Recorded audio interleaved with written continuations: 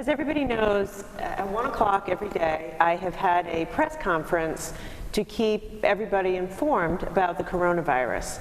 And as I've said every day, this is the best place to get your information because there's a lot of crazy stuff being said out there, flying around social media. It's not all true. And if you tune in here at 1 o'clock, everything you hear is true and specific to what's going on in Rhode Island. About a week ago, I announced that today we were going to do something special, which was spend the whole time focused on kids and kids' questions. And when I announced that, I wasn't really sure if any of you guys would write in or how curious you were. And within about 3 days, we had over 13,000 questions from kids all over Rhode Island, from kids from preschool right up to 12th grade. And they're awesome questions. I took time last night and I went through every one of them. You guys are smart and curious and creative, and I appreciate you reaching out. Some of you I know don't want to give us your name or your school, and I think that's fine, you know, and we're not ever going to reveal if you don't want us to, that your question is from you. But I do want you to keep sending your questions, and we're going to continue to figure out how to answer them. Today, I brought in a very special guest, my husband, Andy Moffat, because we're dealing with the same stuff in our family that a lot of you guys are dealing with. And every night, Andy and I spend some time with our 2 kids trying to answer their questions. And sometimes it's easy and sometimes it's not so easy. So that's true. Today, I thought that I would bring in Andy. He's going to ask me the questions that you guys sent in, and I'm going to do my very best to answer as many as we can. A few thoughts before we get going with the questions. First of all, on Monday, Dr. Nicole Alexander Scott is going to have an online question and answer session, and she's going to really focus on a lot of the great science questions that you guys asked. I'm not really qualified. I'm not a doctor or a scientist, so on Monday, she's going to answer all the science, biology, and healthcare medical questions that you have. Second thing is, I know we've been at this distance learning now for 2 weeks, a little more than 2 weeks. I have to tell you, I think you're amazing. Now, when I said we would do this, we were the first state in the country to give it a try. Most other places said, cancel school for 2 months, cancel school for the rest of the year. And we said, no, we're going to give this a try. And you guys are hitting the cover off the ball.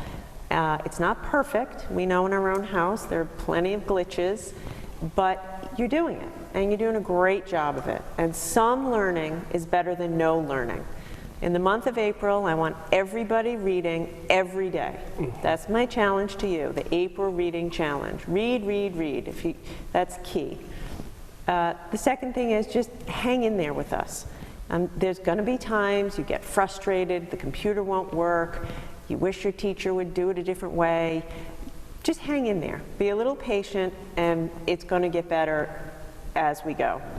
Special thank you to teachers. I'm going to ask you to hang in there too. You're doing a fantastic job, and I'm deeply grateful for your collaboration and willingness to do it differently. One more thing. I want to acknowledge that this is kind of a weird time, and everybody every day is going through a range of emotions.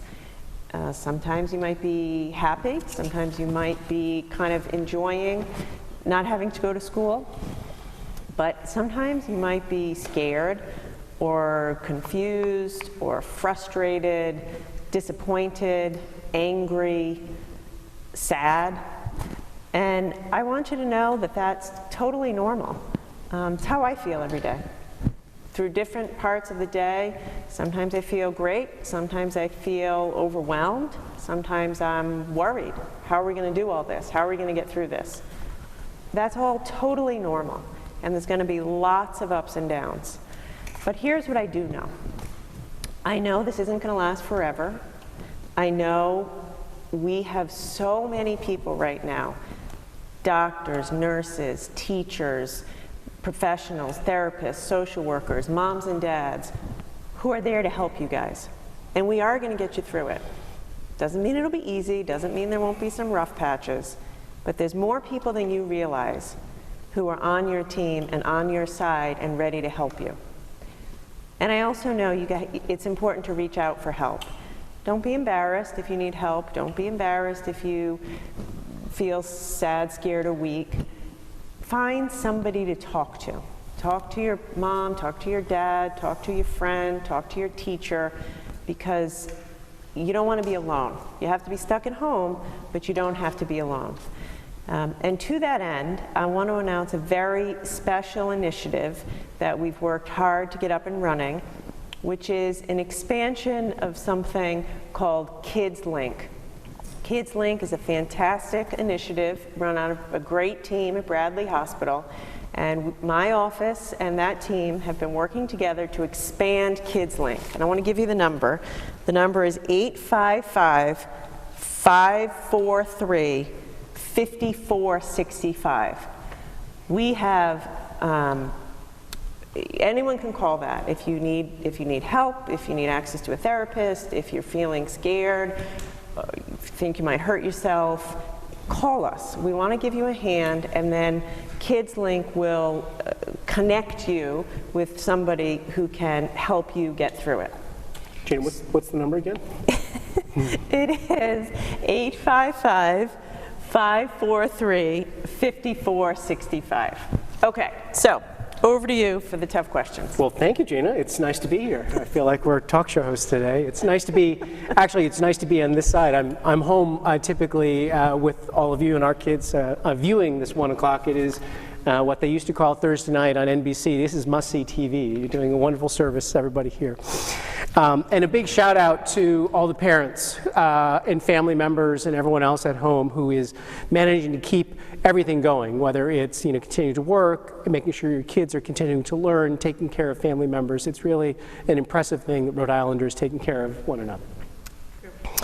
All right, so let me start with the questions. Are you ready? I'm ready. All right, Ethan, a kindergartner in Smithfield of all places. My hometown. Hometown of Gina Raimondo. What can kids do to help out during this time? Thank you, Ethan. Thanks for writing in. It's a great question. So the most important thing you can do is wash your hands. Wash your hands constantly for 30 seconds at a time. That's a long time, by the way. I want you to count 30 seconds, and I want you to do it all day long. Second thing is try extra hard to do what your parents tell you, what I'm telling you to do, and what your teachers are telling you to do. And I know that's not always easy. I've been a kid myself, and I have kids, but we're all kind of stretched right now, and it's a hard time for everybody. So if you can try a little extra hard to follow the directions of your parents and your teachers, it'll help you, it'll keep you safe, and it'll help everybody. That's great. Jacob, the 7th grader from East Greenwich, asks, how much smaller is the grouping of people going to get? I'm a party of 5, Jacob says. So thank you, Jacob, for your question. I come from a big family too, and I know how you might be feeling.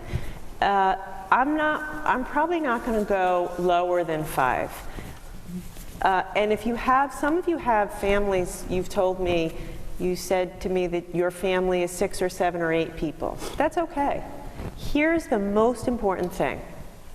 I have a homework assignment for every kid who's listening, every adult too. I want you to start a journal. I want you to get a notebook and start a journal. At the end of every single day, I want you to write down all the people that you had contact with and all the places that you've been. By the way, you really shouldn't be going anywhere, but maybe if you go for a walk or go to the park, you can write that down.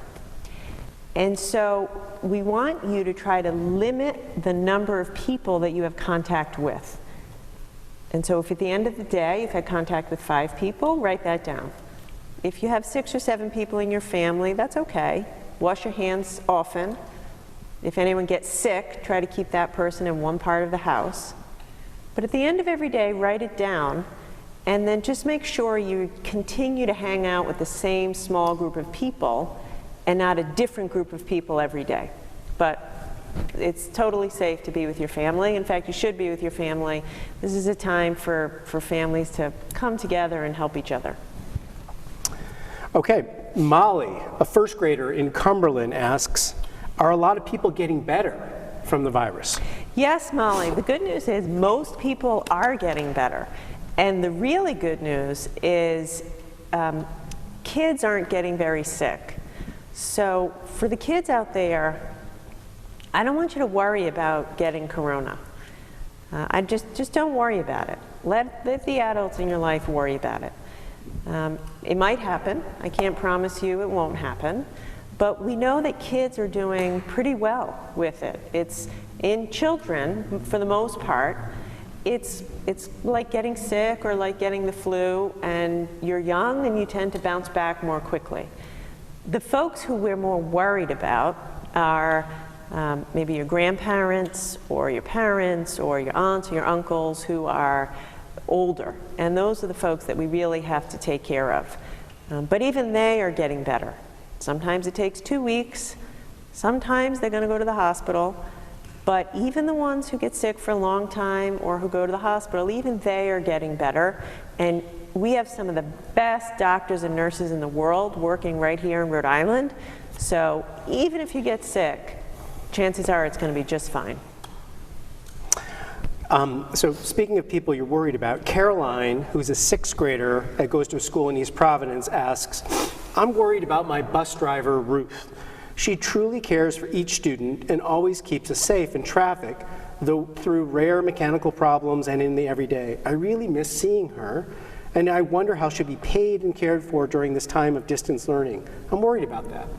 Yeah, so I'm worried about that too. I'm worried about Ruth too, and I'm worried about all the Ruths out there who don't have a job right now. And Ruth, if you're listening, I want you to know that we care about you, and we're going to make sure you get the help that you need and deserve. Here's what I can say. Unfortunately, there's a lot of adults who are out of work right now, but we're taking care of them. We are sending them special checks called unemployment insurance. We are making it so that those checks are bigger than they usually are. And we are helping people by giving them more money on their food stamp cards, and we're making sure that everyone can get medical care, even if they can't afford it. So pretty soon, Ruth's going to be back to work. Pretty soon, I don't know exactly when, everybody's going to be back to work.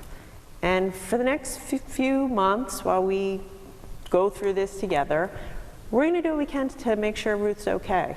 And we're going to take care of her, and we're going to take care of you. And if you miss talking to her, and you miss seeing her smile, but try really hard to find somebody else you can talk to every day.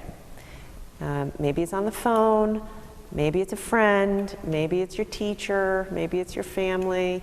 Maybe you can figure out a way to find Ruth on social media and stay in touch with her. Or maybe you need to call that helpline that I said. But find an adult that you can talk to, and definitely make sure you get your questions answered. I think it's awesome. Caroline is concerned about others beyond her own family, and that's a great example. So Sofia, who's an 8th grader at a school in Pawtucket, asks, what are you doing to make sure people in jails are safe from the coronavirus? So we're going to keep everybody safe, and I mean everybody. So if you have somebody you love who's in jail, we're taking care of that person too. Just today, actually, I announced that for people who were in jail for things that weren't violent and who were going to be able to be released within 90 days, we're going to go ahead and let them go home so they can be with their families. That gives us some more space in the prison, so we can space everybody out. If we keep a distance, then fewer people get contagious. And we have really good doctors in the prison system. I've been talking to them myself, and so far, everything's going fine there.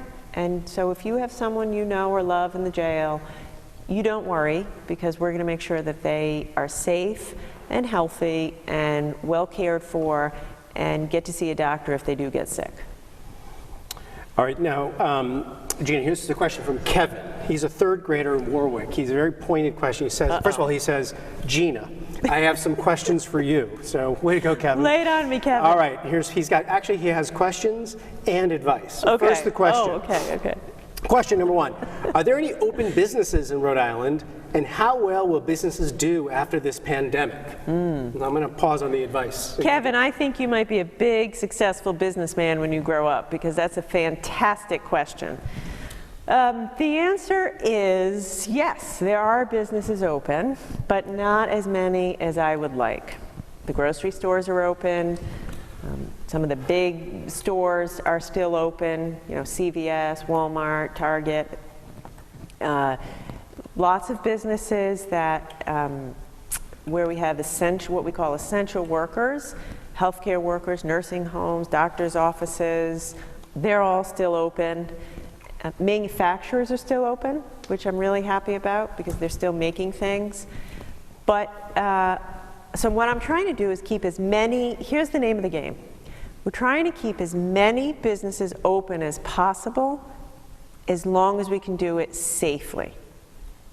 Every single decision I make, I say to myself, can we do this safely? Can you keep your business open safely?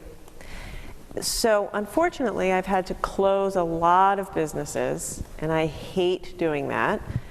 Barber shops, hairdressers, spas, nail salons, movie theaters, clothes shops, so many businesses, restaurants, bars.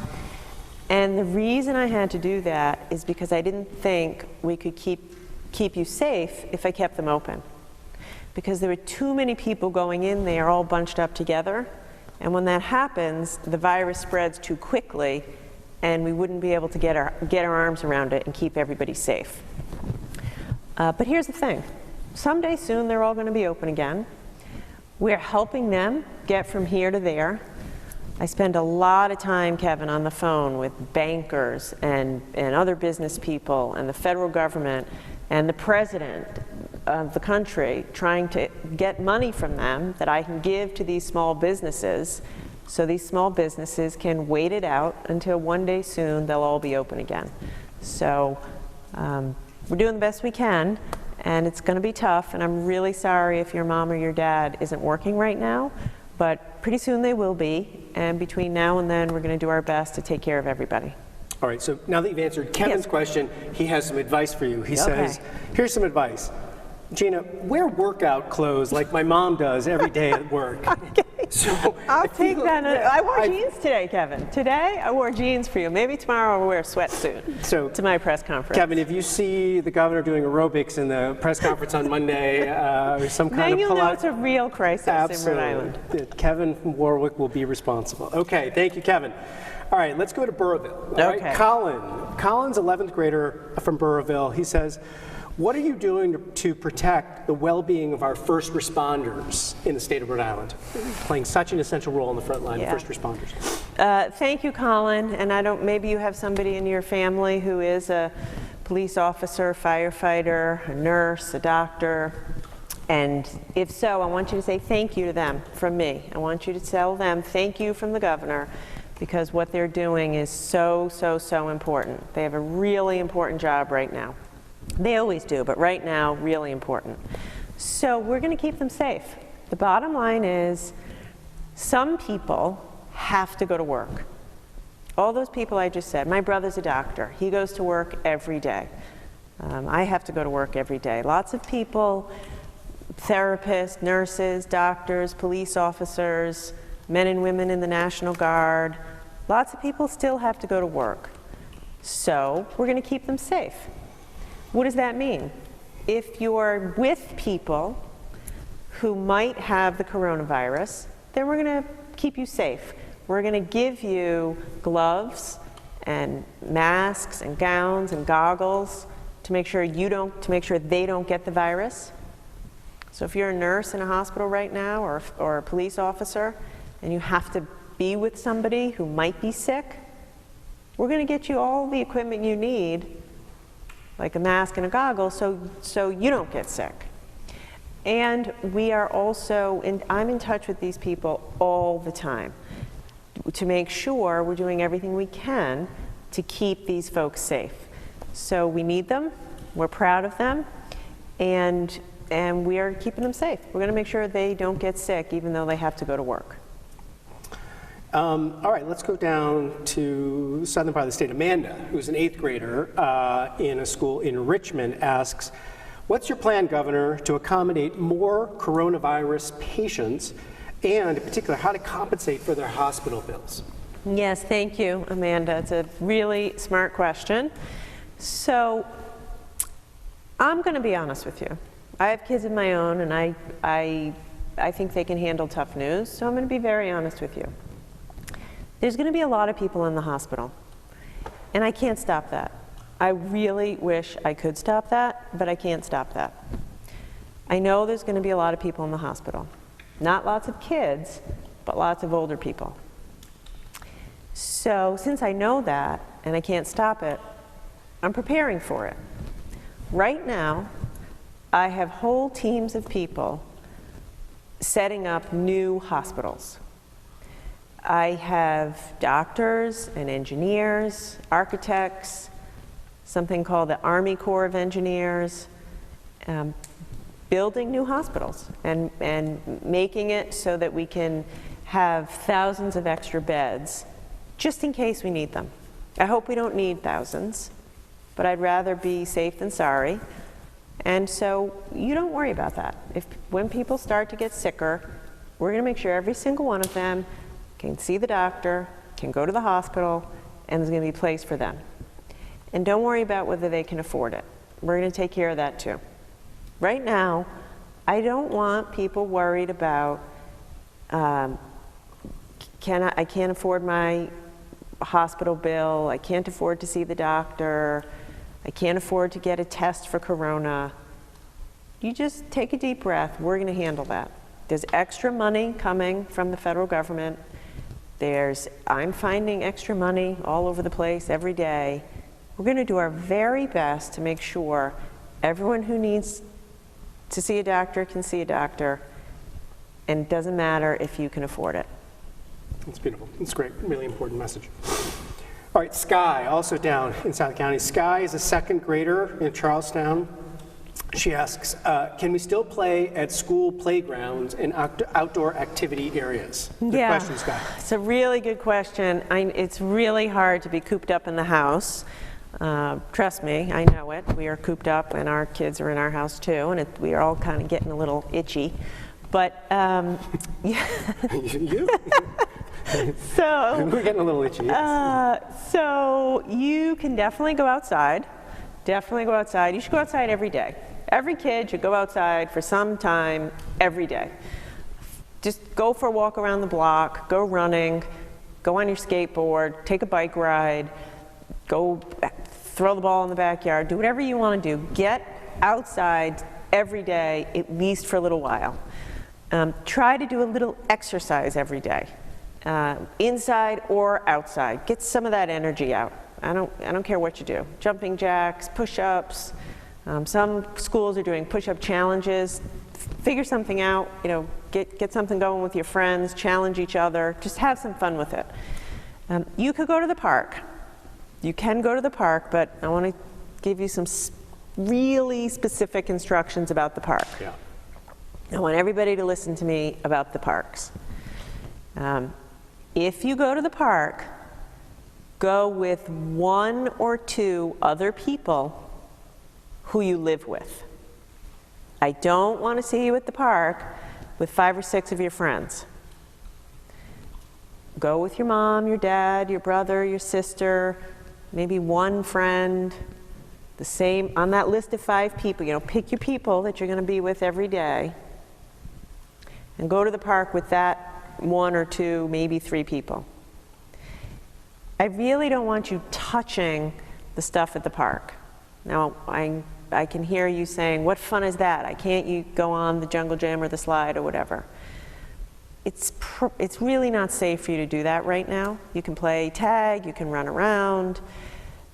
If you do, by accident, touch some of the equipment, I need you to go home right away and wash your hands for 30 seconds. or squirt some of the hand sanitizer on your hands right away, because coronavirus is a germ. It's germs, and the germs stick to things. They stick to everything.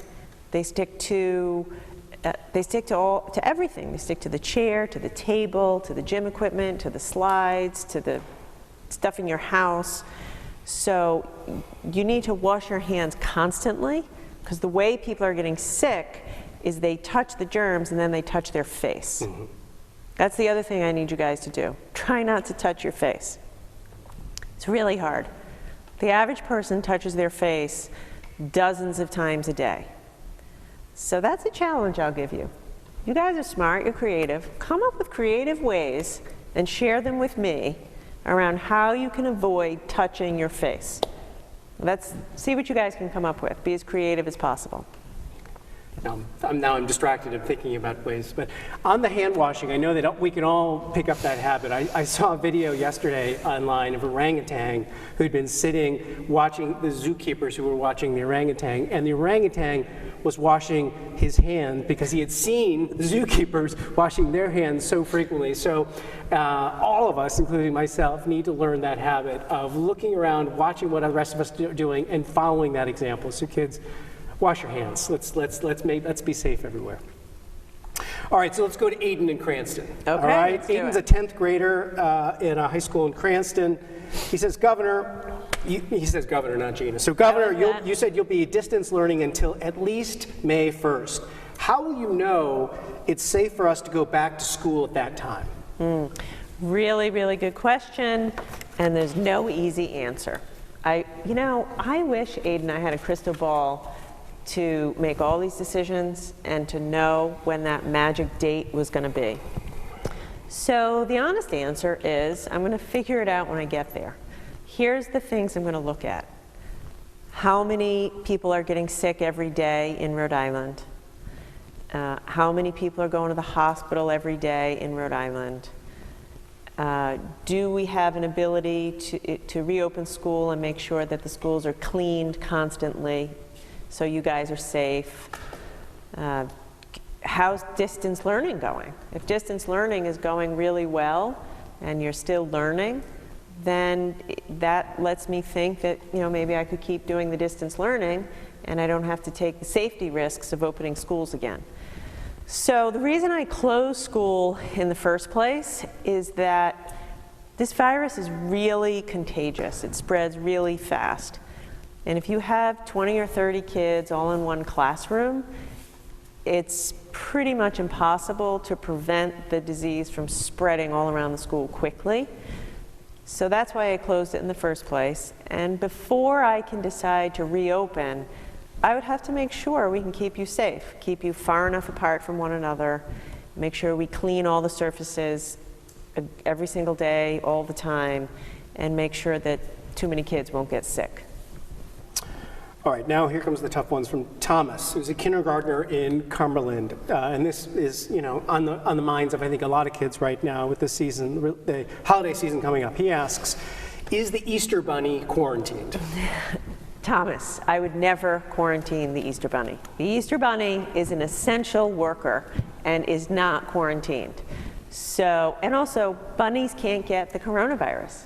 So the Easter Bunny's coming to you this year. He can't get sick, and I hope you have a really happy Easter. I did not know that. Yeah, now you know. Okay. Now you know. Angel, a 5th grader who goes to a school in Pawtucket, asks, now, why are we staying home to be safe and our parents have to work? You address this. As I see it, there's so many ways you can get affected. So why don't you close all the jobs that are not doing anything for this crisis? Yeah, thank you, Angel. I wish it were that easy. I wish it were that easy, but some people need to go to work. If your mom or your dad works in a grocery store, we need them to keep going to work so everybody can eat.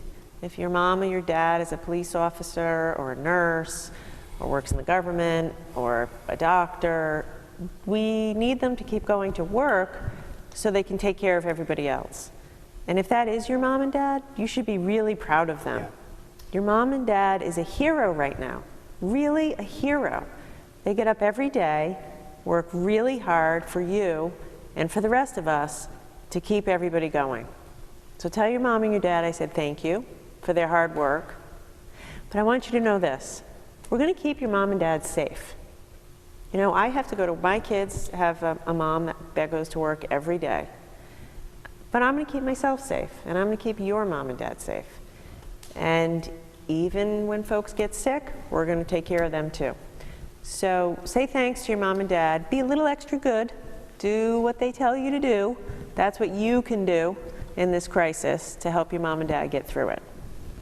And it's a chance for all of us to thank those who are working every day, and just take a small way. If you happen to be out, parents, to the grocery store, make sure you thank the folks who are working there, who are stocking the shelves, who are bringing deliveries to your house, who are working in healthcare facilities and the like. It's pretty extraordinary. I mean, the work that goes on every day, 365, we see it now, and we really need to celebrate because we're all in this together.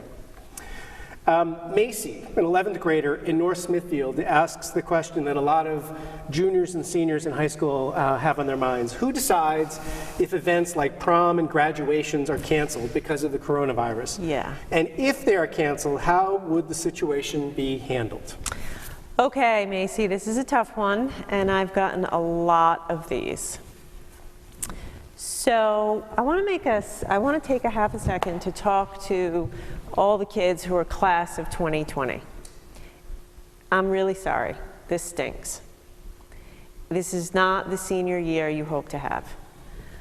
You wanted to go to the prom. You were going to be the captain of your sports team.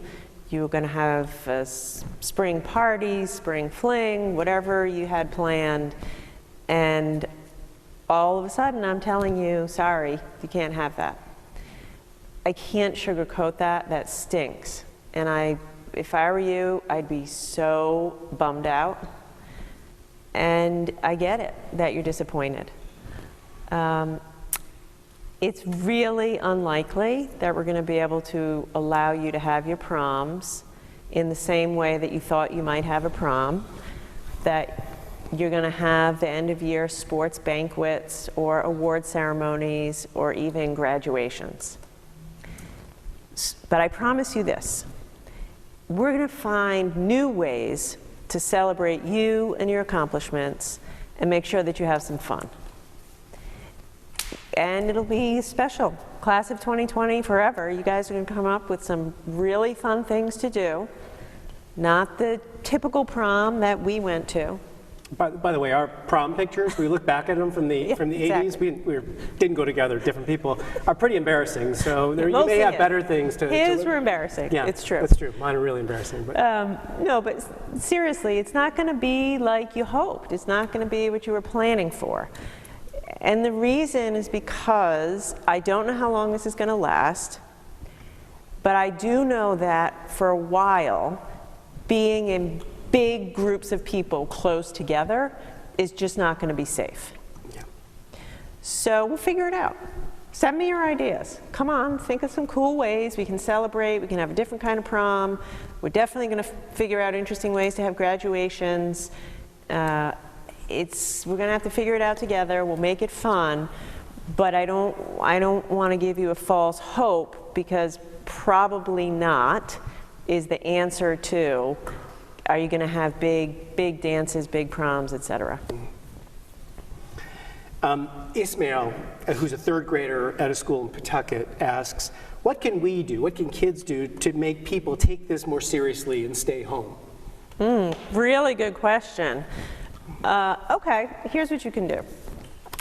If you see people not following the orders, tell an adult. So if you go to the park and you see lots and lots of kids or adults bunched up in groups, close together, tell an adult in your life, because that'll help us keep everybody safer. You can do your very best job on distance learning. Make this work. Help us make this work. So if you need extra help from your teacher, go ahead and ask for extra help.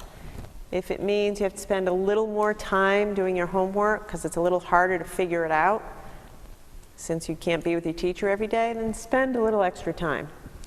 But if you help us to make this distance learning a success, that helps everybody. Yeah. Keeps everybody safe, and it helps you too. It'll help you to be the smartest, best that you can be. So Rosemary, who's a 12th grader in Johnston, asked, there are rumors regarding the repeating of this school year. Is that true, Governor? Not going to happen. I will not let it happen. You're not repeating this year. But I need you to be serious about distance learning. So here's the deal, guys. We don't want you to, I'm not going to let you repeat. We're not, if you're in 6th grade now, you're going to 7th grade next year. But, and if you do all your schoolwork. I'm talking to you teenagers out there. This is school. It doesn't mean you get out of bed at 11. It means you get up, regular time, get ready for school, and do your schoolwork. This isn't vacation. This isn't time to chill out at home. This is school, real school. Do your work. Work as hard and as serious as you would as if you were in real school. If you guys do that, then you won't be, I won't even have to think about making anybody repeat another year. So help me out here. I made a big decision. I need you to do your part and work your tail off, even when it's hard, even when you don't feel like it, even when you're sick of being in your bedroom doing your work. Put your all into it, and you'll get the most out of it too if you do that. And by the way, for those high school seniors going to college next year, which I know is many of you, which is fantastic, including those who are going through the Rhode Island Promise program, this is great preparation because next year in college you're going to be on your own a lot more. You are independent. A lot of colleges are blending the instruction, some of it online, distance learning, some of it in person. And so this is one way to take a step to prepare for that college education and be ahead of some of the other states like Gina just said, that actually haven't had this experience. That's lemonade out of lemons right there. Yeah, that was good. Okay, good. Michael, who's an 8th grader from Warren, asks, with all this is going on right now with COVID-19, how can people with mental illnesses get the help that they need? So thank you, Michael, for that question. There's a lot of people with, as you say, mental illnesses, and lots of kids, lots and lots of kids struggle with anxiety, anger, sadness, depression, suicidal thoughts, substance abuse. So if you're one of those kids, you're definitely not alone. There's thousands and thousands of kids just like you, feeling just what you're feeling.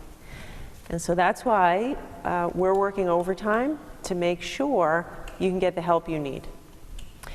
At the beginning, I mentioned something called Kids Link. Call them, check it out, Kids Link. They will figure out a way to get you the help that you need, to get you the right person to talk to. Don't be shy, don't be afraid, don't be embarrassed, don't think you're alone. Just, we want you to get the help you need. I spend every day, all day, lining up teams of adults to make sure we're there for you guys. Teachers, nurses, therapists, social workers, doctors, people in the National Guard, everybody. We're on it for you. So check out Kids Link, and they will figure out a way to get you the help that you need to help get you and your family through this. Yeah, and it's true for adults too. It's okay. All of us have, feelings of anxiety, stress, depression. It's only more so now, particularly if you're cooped up in the house. So set the example for your kids and your relatives. It's okay to not feel okay, and reach out for the help and talk about it, because we all need that kind of help. Yes, so for adults, we have BH Link. That number is 414-LINK, 414-LINK. It's called BH Link, Behavioral Health Link. So if you're an adult and you need to talk to somebody or you need mental health services, call that number. I want to say one other important thing. We've also made it, I did an executive order so that all medical services can be delivered by the phone and be covered by insurance. It's what we call telehealth. So normally, you might go in and sit with a doctor or sit with a therapist or go to the office of a social worker. You can't really do that now because of Corona. So what we've said is if you talk to them on the phone or if you Skype with them or Zoom with them or FaceTime, your insurance company must cover that, including Medicaid. That's the law. I made that the law, so don't let anybody tell you differently. So get the care that you need and don't worry about paying for it. That's great. So Rowan is a 5th grader down in Aquidneck Island in Portsmouth, asks, will the bike paths be shut down? No, I do not plan to shut the bike paths down, so go for a bike ride and have fun. Okay, so Will, who's a pre-K student from Narragansett, pre-K, pretty impressive. Smart kid. Nice job, Will. Okay, will the coronavirus be over by the summer so that I could go to the beach? This is a kid from Narragansett. It's a perfect question. Oh, I really hope so. I love to go to the beach too, Will. Maybe I'll see you down there. The coronavirus will not be over by the summer, but we'll be smarter about how to deal with it. And I'm really hoping you're going to be able to go to the beach. There'll be new rules, different rules, and I don't exactly know what they will be, but I bet you're going to be able to go swimming this summer, and I hope I see you there. All right, let's go to Providence. Justin, a 7th grader from Providence, says, how are we helping the homeless during this time?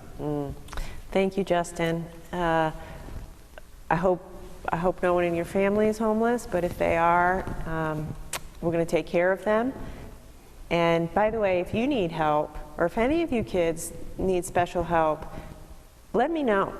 The same way you got to me with your questions, if someone's homeless, if someone's really sick, if there's some kind of an emergency, send me an email. Hey, Gov, I need a hand. And we'll do our best to take care of you.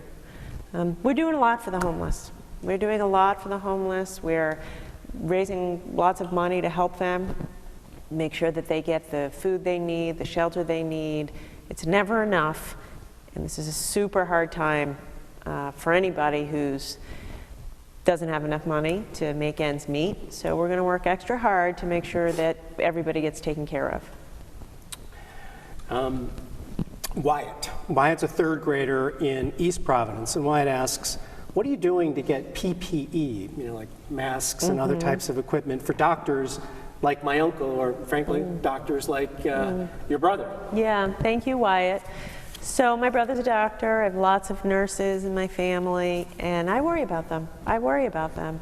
You, just like you, worry about your dad or your uncle. And it's normal to worry, but we have the supplies. I spend every day, all day, on the phone getting supplies from all over the world. I've talked to businesses in China, India, California, Canada, Mexico, everywhere, making sure that your families and all these doctors and nurses are protected. So right now, we have over 5 million masks on their way to Rhode Island.